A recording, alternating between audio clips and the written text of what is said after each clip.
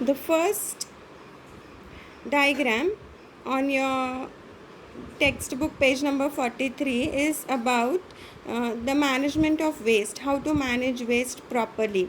That symbol shows a dustbin with a person showing some bit of paper throwing in it. So it's about to manage waste properly. You know, we have two types of waste, dry waste and wet waste. So your first step at individual level that we can do is we can separate the waste properly, and then that waste can be given to a proper organization or person who will recycle it. Next symbol is about saving electricity. We should try to save electricity as much as possible, because we all know how electricity is produced.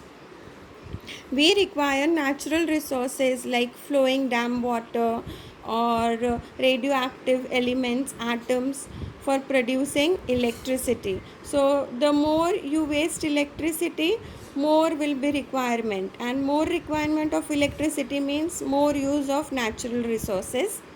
So we have to save electricity. The second symbol tells you about that. Next, third symbol is about using bicycle.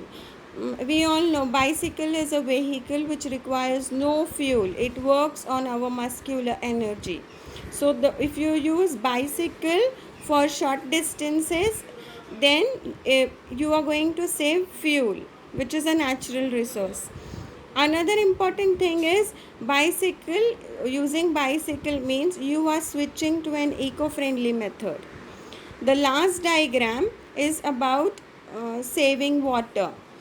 Water is a natural resource, and the amount of water that is available on earth is maximum, but out of that, you know that major amount is salt water, and fresh water that can be usable or which is edible, which you can drink, is very less. So we have to save water as much as possible. And I have written here one point: sustainable use. That means you have to try out and use some methods where you can use water again and again if possible, so that you make water available for the future generations also. Next topic in your book after this symbols is some organizations or institute. They have given name of these institutes on page number 44. These are voluntary organization. Means what? These are not organizations from the government.